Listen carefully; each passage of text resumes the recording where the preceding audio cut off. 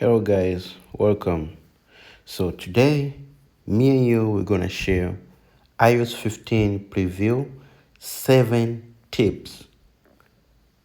There are 2 tips that I'm so excited.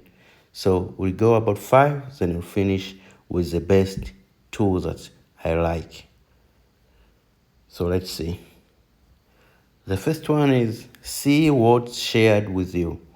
Look in shared with you section of an app to find photos, music, website, and other content sent to you in messages. You can quickly reply to the sender too.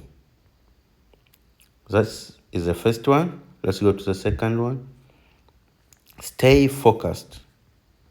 Now you can silence your notification. You don't need when you are working, your exercise, and more. So silence notifications you don't need while you work, exercise, and more. Let's go to the third one.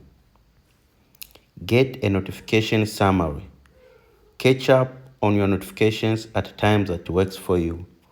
Let's go to the fourth one. Organize with tab groups. You can switch between tab groups to see only the web pages you need. So this is the sixth one that I like. Now you can invite anyone to a FaceTime call.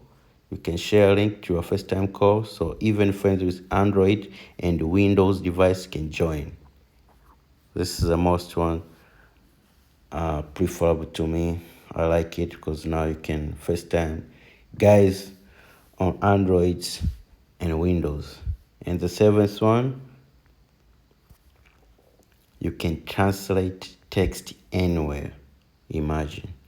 You can translate text in PDFs, messages, and other apps.